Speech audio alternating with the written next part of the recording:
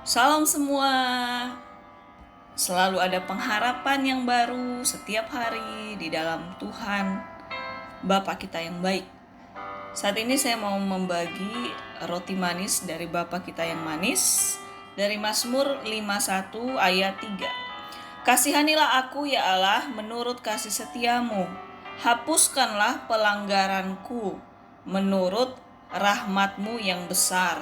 Jadi sepintas ini kisah tentang Daud ketika dia sadar dan mengaku dosanya di hadapan Tuhan setelah dia mengintip Betseba, menghamili Betseba, membunuh suami Betseba.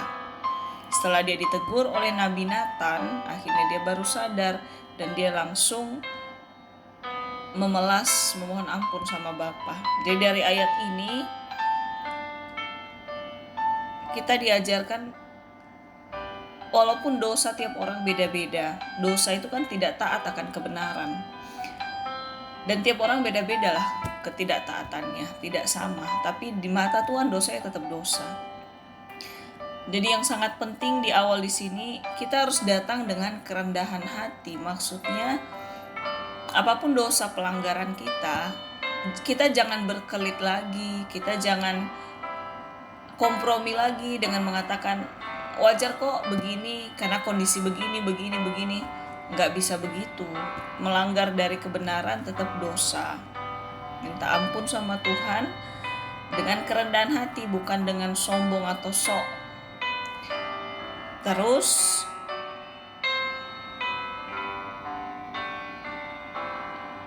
menyerahkan pengampunan itu dari Tuhan. Jangan kita langsung mengaminkan kita udah diampuni padahal kita belum sungguh-sungguh merendahkan hati di hadapan Tuhan ketika minta ampun. Makanya di sini dikatakan hapuskanlah pelanggaranku menurut rahmatmu yang besar, rahmatmu, kehendakmu. Jadi pelanggaran kita, dosa kita itu kehendak Tuhan ketika dia mau menyucikan kita, memulihkan kita, kehendak Tuhan, kedaulatan Tuhan. Bukan kita yang menentukan Tuhan harus bagaimana ketika kita melakukan hal yang gak berkenan. Bagian kita datang dengan kerendahan hati, mengaku dosa sungguh-sungguh. Selebihnya keputusan di tangan Tuhan. Amin. Jadi poin utama di sini betapa besar pun dosa Daud, dia tidak datang dengan berkelit dengan mengatakan istrinya gak memuaskan dia, makanya dia mengintip istri orang lain. Dia gak mengatakan sekali-sekali gak usah jadi orang benar 100%. Karena kebanyakan ketika jatuh dalam dosa, yang pertama adalah membuat tameng, seakan-akan gak berdosa kok, hanya karena keadaan. Seperti kisah di waktu Hawa makan apel, dia menyalahkan ular melakukan tipu muslihat. Enggak seperti itu. Pilihan tetap di tangan kita. Kita diberikan kuasa, kita diberikan hikmat untuk tahu pilih berkat atau kutuk, pilih benar atau salah. Jadi ketika salah udah datang rendah hati sama Tuhan, mengaku, minta maaf. Gak usah salahin ini, salahin itu, salahin kondisi dan sebagainya. Itu malah makin membuat Tuhan murka dan jijik melihat permohonan maaf yang munafik dari kita malah. Jadi datang aja, tanggalkan semua, lepaskan semua keakuan kita, jabatan kita, apa yang kita punya, posisi kita gak usah kita bawa, gak usah kita sertakan itu sebagai tameng. Kalau kita layak sedikit-sedikit gak benar, layak sedikit-sedikit berbuat dosa, dosa ya tetap harus minta ampun, karena kutuk dosa adalah maut. Jadi kerendahan hati yang utama. Ayat 4, bersihkanlah aku seluruhnya dari kesalahanku dan tahirkanlah aku dari dosaku. Jadi poin kedua setelah datang dengan kerendahan hati, di sini diingatkan supaya kita meminta diampuni dan diubahkan seturut kehendak Tuhan. Ya, seperti ada saya selipkan di awal tadi. Karena di sini katakan tahirkanlah aku dari dosaku. Jadi kita meminta Tuhan kuduskan, ampuni. Kita meminta bukan memaksa. Karena yang mengampuni, yang menguduskan itu Tuhan, kehendak Tuhan. Tapi meminta ya kita boleh, tapi meminta dengan kerendahan hati. Jadi ayo, apapun dosa pelanggaran kita saat-saat ini, ayo segera bertobat sebelum habis waktu kita di dunia. Terus kita merendahkan diri dengan kerendahan hati, minta ampun sama Tuhan. Lalu kita serahkan dalam kehendak Tuhan. Ketika Dia memulihkan, ketika Dia mengampuni kita, itu sekehendak Tuhan. Tapi percaya aja, Tuhan terlalu rindu kok untuk memulihkan, menguduskan kita. Tuhan hanya lihat kualitas hati kita bagaimana dulu. Karena kalau kita datang dengan kesombongan, dengan belum bertobat, gak ada gunanya juga kita diampuni. Malah makin bahaya nanti. Malah makin berlipat ganda dosa yang kita lakukan. Kalau kita merasa udah diampuni dengan sangat gampang, no. Memang dengan gampang Tuhan mengampuni, memang benar. Tapi bukan berarti Tuhan mau kita mengulangi kesalahan yang sama. Kalau kita masih ada niat dalam hati melakukan kesalahan yang sama atau ogah-ogahan, ya jangan salahkan Tuhan kenapa pengampunan, pengudusan itu tidak langsung kita terima. Karena Tuhan lihat kedalaman hati. Jadi hati kita dulu yang kita lepaskan dari segala dosa, baru kita datang kerendahan hati sama Tuhan. Karena kalau kita gak lepaskan dosa dari hati pikiran kita, ya sama aja kita gak datang dengan kerendahan hati, kita datang dengan kebebalan dan kesombongan. Cuma munafik aja, bermanis mulut minta ampun sama Tuhan, tapi hati kita masih bebal, hati kita masih gak rendah hati, hati kita masih tergiur melakukan dosa itu lagi. Tuhan tahu masa lalu, masa sekarang, dan yang akan datang. Jadi gak usah berkelit kitanya, gak usah acting di depan Tuhan. Tuhan tahu kedalaman kita. Amin. Terus di ayat 5, sebab aku sendiri sadar akan pelanggaranku, aku senantiasa bergumul dengan dosaku. Jadi poin ketiga di sini diingatkan, mari terus berjuang setiap hari untuk lepas dari tabiat dosa, dari kebiasaan berbuat dosa. Jadi kita harus ada kesadaran. Kalau kita gak benar-benar sadar yang kita lakukan itu salah, ya kita minta ampun pun percuma. Harus benar-benar sadar, sesadar-sadarnya. Dan di sini dikatakan aku senantiasa bergumul dengan dosaku. Jadi memang ada proses untuk bisa benar-benar lepas dari suka melakukan dosa itu. Tuhan gak butuh proses untuk mengampuni kita. Ketika diampuni. Tapi dari kitanya bisa gak kita mempertanggungjawabkan, menghargai pengampunan Tuhan yang mahal itu, untuk jangan kita nodai lagi pengampunan yang Tuhan kasih. Karena kalau kita gak sungguh-sungguh, belum sadar akan kesalahan itu dosa, belum sadar untuk jangan mengulangi lagi, ya sama aja kita anggap pengampunan dari Tuhan itu recehan, gampangan. Sedangkan pengampunan dari Tuhan itu gak gampangan, gak murahan. Pengampunan dari Tuhan itu lebih dari emas, lebih dari hal yang berharga apapun. Karena ketika kita diampuni, kita dipulihkan, maka kita baru layak menerima kasih karunia, damai sejahtera dari Tuhan. Kalau kita masih meluk dosa, masih meluk hal-hal yang gak menyenangkan hati Tuhan, ya bertentangan. Apa yang dari Tuhan gak tembus dalam hidup kita jatuhnya. Kayak mental sama dosa kita. Kayak kita buat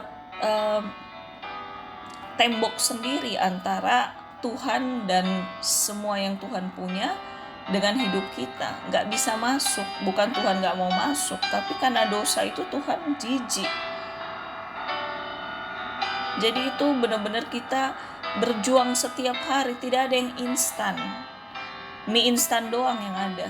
Tapi untuk sadar, sesadar-sadarnya itu pun butuh proses. Untuk kita benar-benar sadar, oh itu salah, oh itu gak boleh lagi. Itu benar-benar melukai hati Tuhan. Sadar itu pun butuh proses. Gak 0,1 detik.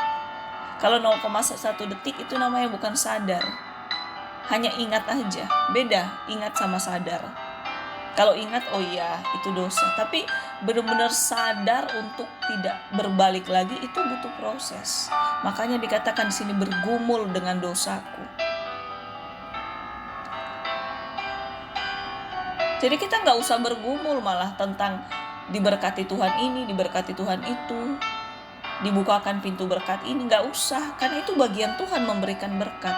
Tapi yang bagian kita bergumul dengan dosa kita. Setiap hari ada aja dosa, ada aja pelanggaran yang membuat kita buka celah kan. Dari hal paling simpel dan hal paling besar, beda-beda tiap orang.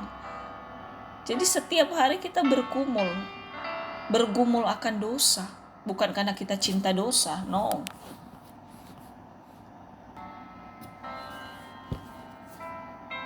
Ibarat mengayuh sepeda,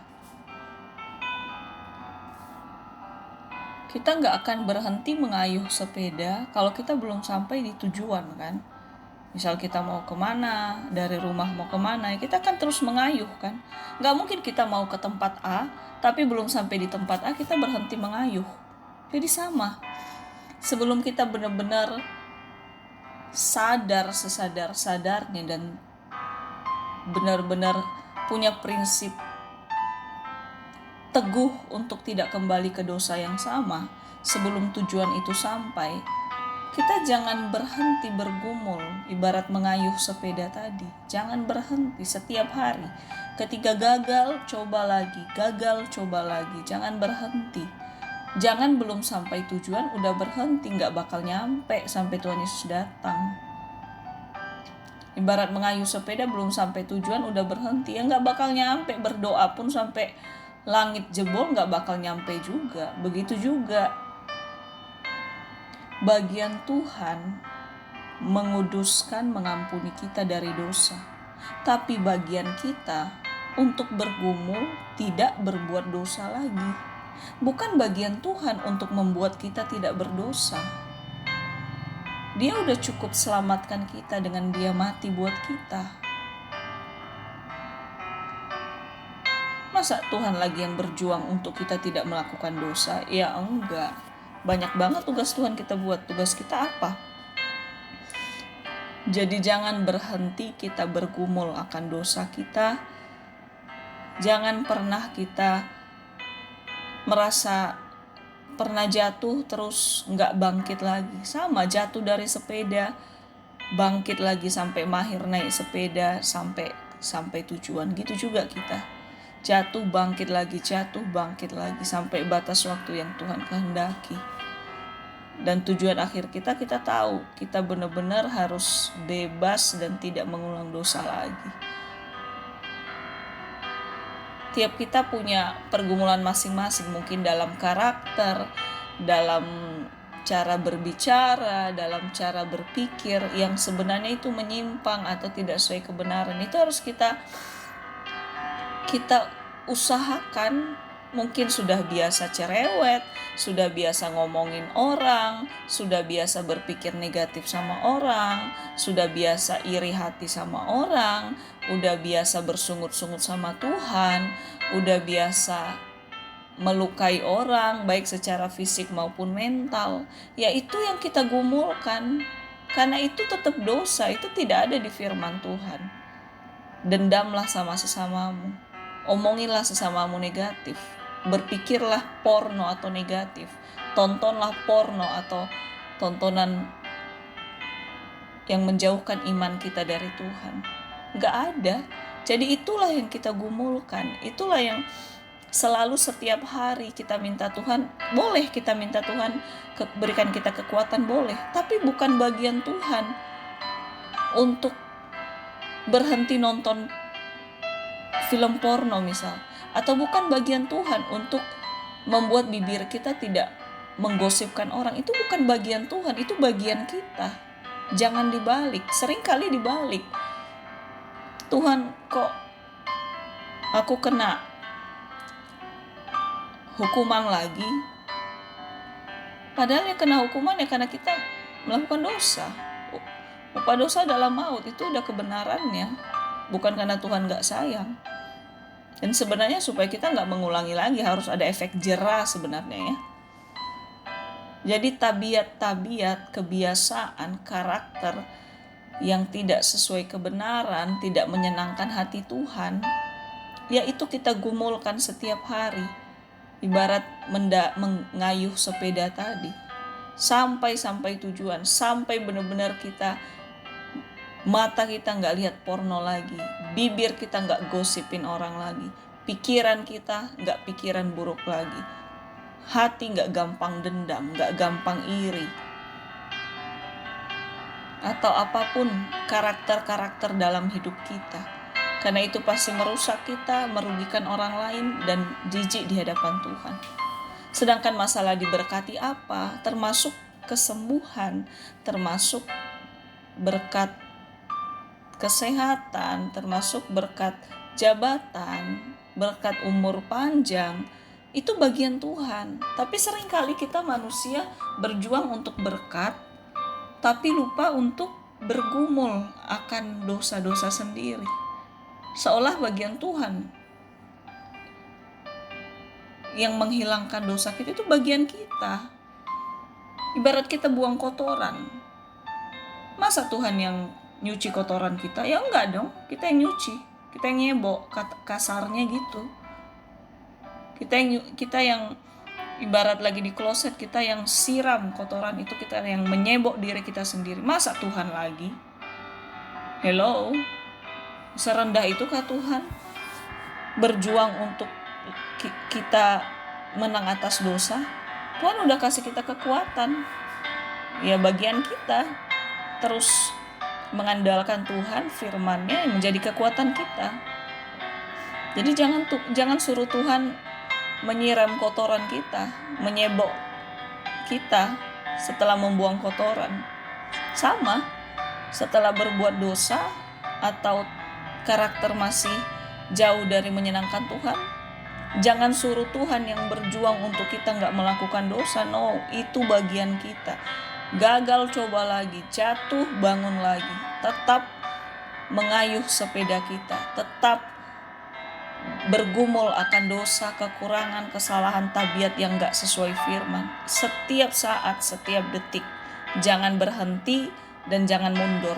Bagian kita terus maju. Bagian Tuhan memberikan kita kekuatan dan mengampuni kita ketika kita datang dengan kerendahan hati. Jadi ayo setiap hari kita minta kekuatan dari Tuhan untuk kita benar-benar sadar dan belajar disiplin, lepas dari tabiat, karakter, sifat yang ujung-ujungnya itu dosa di hadapan Tuhan.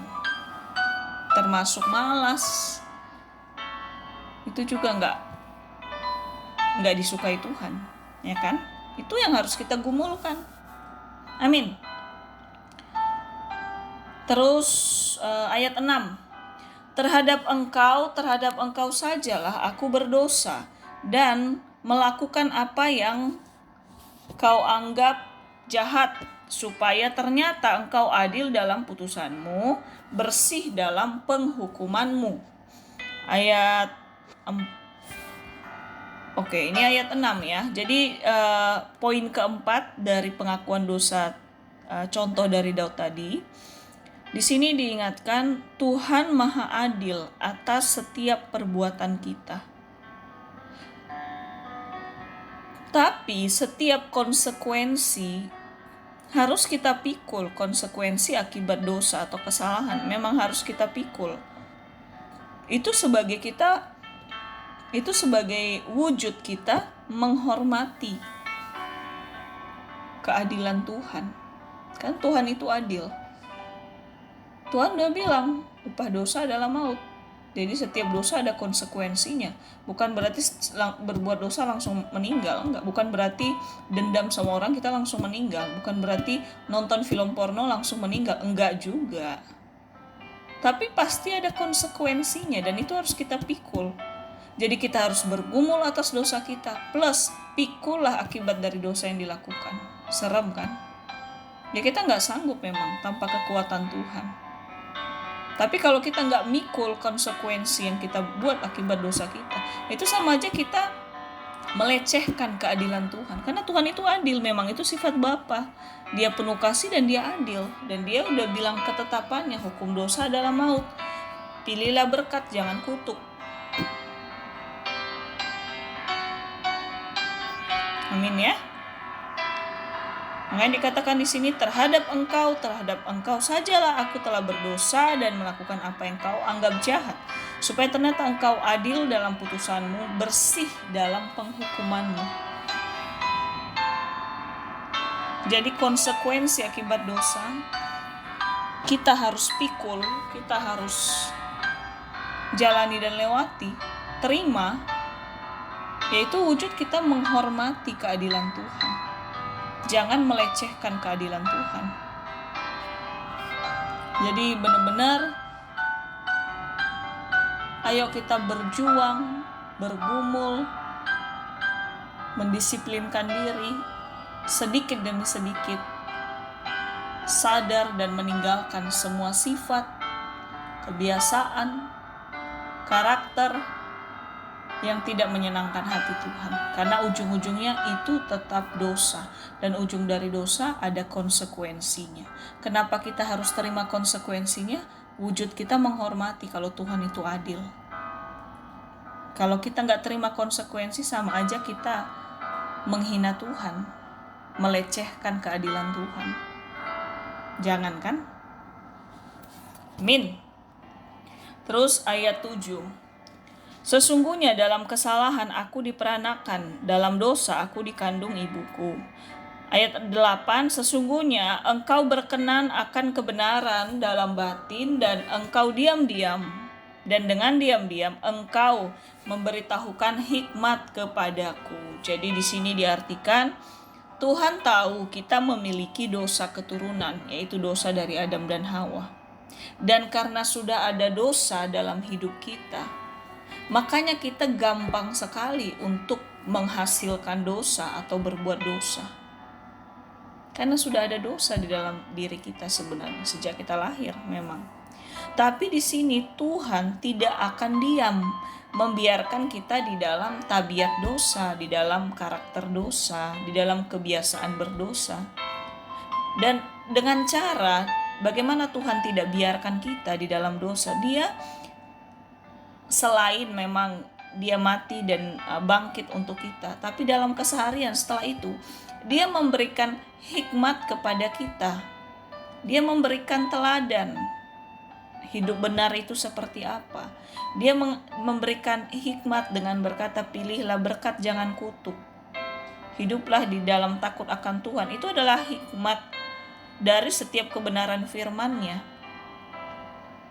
Dan selama kita mau berpegang sama hikmatnya Tuhan, yaitu kebenaran firman-Nya, ya selama itu pun kita punya kuasa untuk mengalahkan setiap tabiat dosa yang sudah menjadi darah daging kita memang. Ya memang itu sudah garis jalannya, semua orang lahir sudah berdosa dari dosa keturunan. Tapi untuk kita tidak tetap di dalam dosa, ya hanya dengan hikmat dari Tuhan, hanya dengan kekuatan dari Tuhan. Ketika kita terus melekat, terus memakan firman-Nya setiap hari, terus mau dipimpin sama Tuhan setiap hari, walaupun secara dikatakan gampang, prakteknya gak segampang itu, karena sering banget kita punya kesibukan sendiri, punya mimpi sendiri, punya target-target sendiri yang harus dicapai, sehingga kita mengesampingkan hubungan yang benar-benar mengandalkan Tuhan, mengesampingkan perkataan-perkataan kebenaran firman-Nya dan sebagainya. Sering sekali seperti itu. Tapi melalui firman ini kita diingatkan, ayo jangan mau jatuh di lubang yang sama, jangan mau mengulang dosa yang sama, jangan mau gak naik kelas terus di dalam kebenaran. Kalau jatuh dalam dosa yang sama aja tinggal kelas terus kan. Jadi jangan mau, kita harus naik kelas di dalam kebenaran, di dalam iman. Pilihlah naik kelas. Sekalipun harus bayar harga, bergumul akan dosa, harus ada konsekuensi yang dipikul, ya nggak apa-apa, yang penting kita harus tetap maju. Tenang, kita nggak sendiri kok. Tuhan kasih hikmat, Tuhan kasih kebenarannya melalui firman-Nya, Tuhan kasih kekuatannya ketika kita minta. Kurang apa lagi Tuhan di hidup kita. Amin. Ayat 12, jadikanlah hatiku tahir ya Allah, dan perbaharuilah batinku dengan roh yang teguh. Jadi di sini dibukakan, tanpa Tuhan kita nggak bisa berjuang dan taat dalam kebenaran. Ya, nyambung dengan ayat sebelumnya. Apapun beban kita, termasuk sifat-sifat buruk kita, kebiasaan buruk kita jangan tertekan karena itu. Tapi kita minta Tuhan, ayo baca firman, ayo renungkan firman, ayo dengar kebenaran, ayo terus bergumul meminta kekuatan dari Tuhan. Tuhan pasti tolong. Kita nggak berjuang sendirian. Itu adalah plusnya ketika kita menggantungkan hidup kita sama Tuhan. Sebesar apapun keburukan kita, sebesar apapun dosa kita nggak sendiri dalam bergumul dan berjuang. Tapi harus kita yang memulai. Tuhan yang memberikan kita kekuatan, bukan Tuhan yang bergumul untuk kita. Jangan dibalik. Tuhan memberkati, Tuhan memberikan kita kekuatan, Tuhan melindungi. Bagian kita terus berjuang pada hal yang harus kita perjuangkan, bergumul akan dosa, harus taat sama konsekuensi dosa juga. Terus harus tetap maju di dalam kebenaran, maju di dalam melekat sama Tuhan. Harus naik kelas kita. Amin.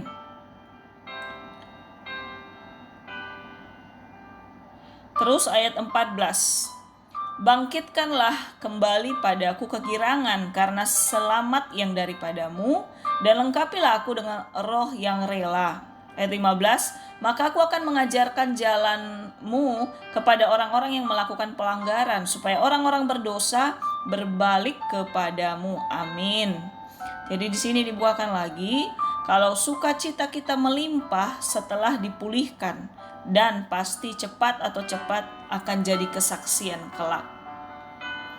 Ya, tanpa kita harus bersaksi secara bibir.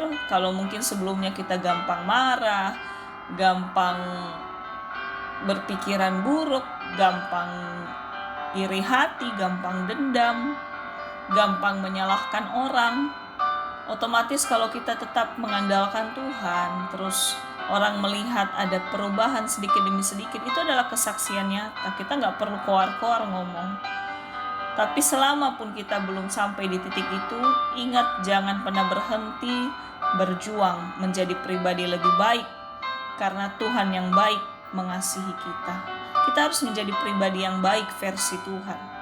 Itu bagian kita, harus naik kelas tiap saat, bukan hanya tiap tahun kayak sekolah biasa. Kalau kita tiap hari harus naik kelas, sebenarnya iman kita harus naik kelas, kita mempraktekkan kebenaran harus naik kelas, kita tahu kebenaran harus naik kelas, kita merenungkan kebenaran harus naik kelas, kita membaca firman harus naik kelas. Semua harus naik kelas di dalam Tuhan.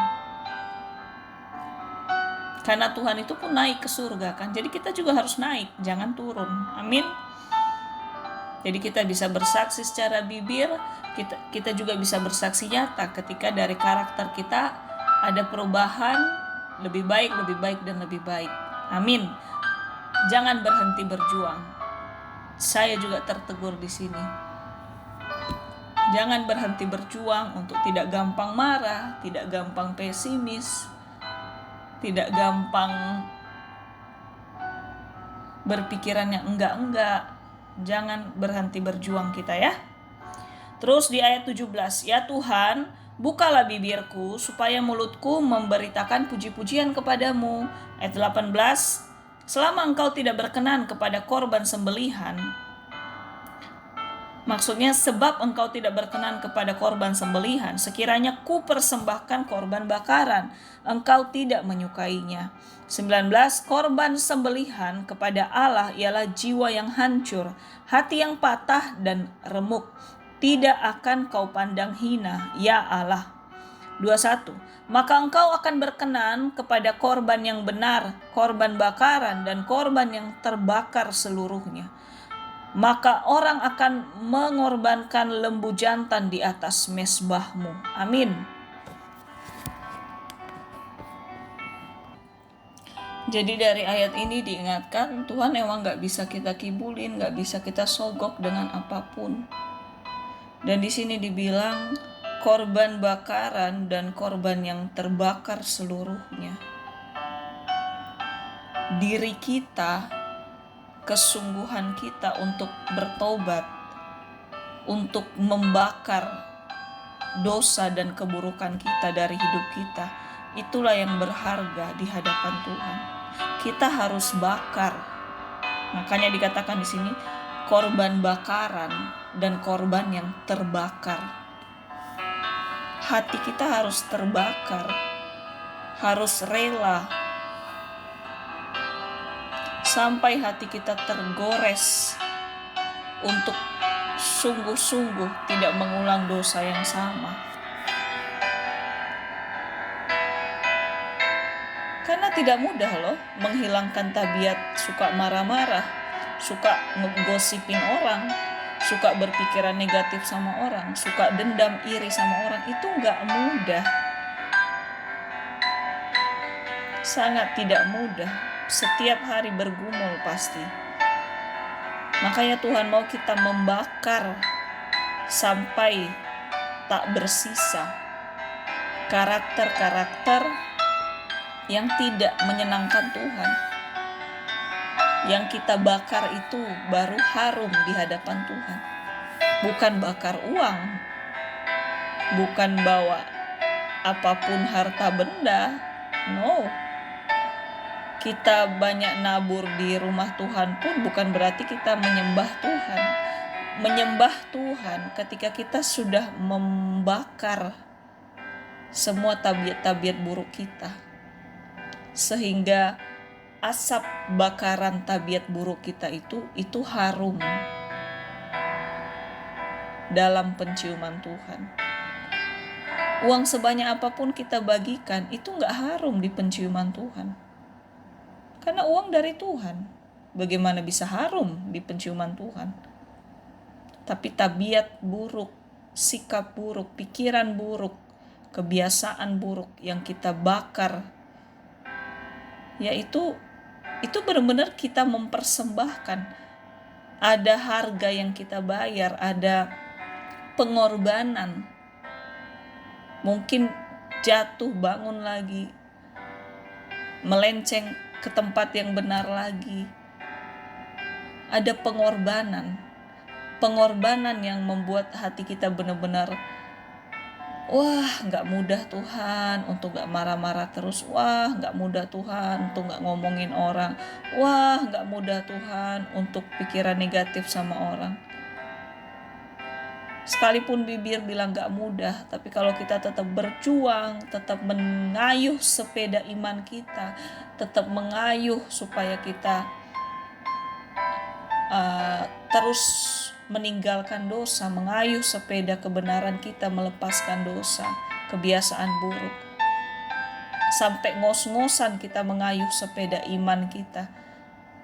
Sampai kehausan kita saat mengayuh sepeda, kan?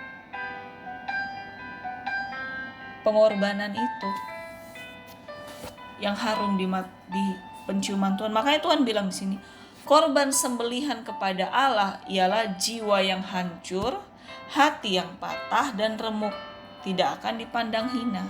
Ketika kita dalam kondisi tertekan, jiwa hancur, hati patah, kita datang ke Tuhan, Tuhan akan sangat senang. Hati yang hancur ketika kita melepaskan dosa, hati yang patah ketika kita harus meninggalkan kebiasaan yang enak kita lakukan. Kalau udah biasa gosipin orang, ya namanya kebiasaan pasti enak kan. Tapi kita tinggalkan yang enak itu demi kita takut akan Tuhan.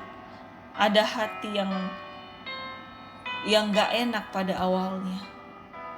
Ada jiwa yang meronta sebenarnya karena udah kebiasaan melakukan hal-hal demikian. Tapi kita harus bakar, kita harus serahkan di hadapan Tuhan untuk tidak mengulanginya lagi.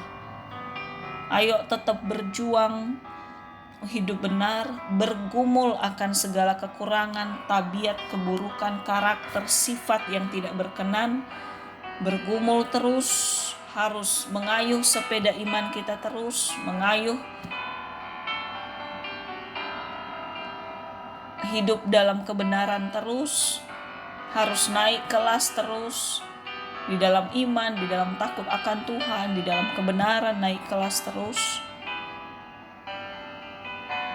Dan setiap apa yang kita korbankan untuk kita tinggalkan yang buruk, pengorbanan itulah yang berharga, dan itulah penyembahan yang berharga di hadapan Tuhan.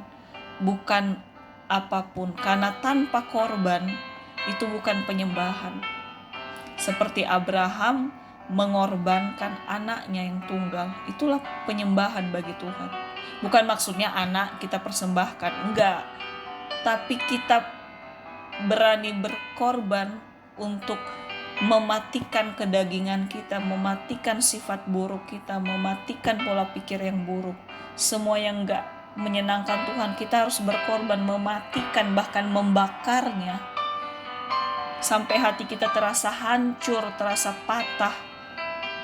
Itulah daging yang empuk untuk dicicipi Tuhan dari hidup kita. Penyembahan yang harum sama Tuhan. Jadi kita gak usah bergumul untuk diberkati, untuk sembuh, untuk dapat ini, dapat itu. Itu bagian Tuhan memberikan berkat itu. Tapi bagian kita bergumul sama semua karakter buruk kita, tabiat buruk kita, sifat buruk kita, kebiasaan buruk kita, yang semua tidak sesuai kebenaran. Ayo bergumul, ayo terus mendayuh sepeda iman kita, ayo terus kita naik kelas, ayo terus kita bakar setiap hari semua aspek yang gak baik, yang menjijikkan dalam pandangan Tuhan. Ayo kita bakar terus, dan hati kita yang sudah terbakar itu berharga di hadapan Tuhan. Tidak ada penyembahan tanpa pengorbanan. Tetap semangat, Tuhan Yesus memberkati. Naik kelas terus ya. Amin.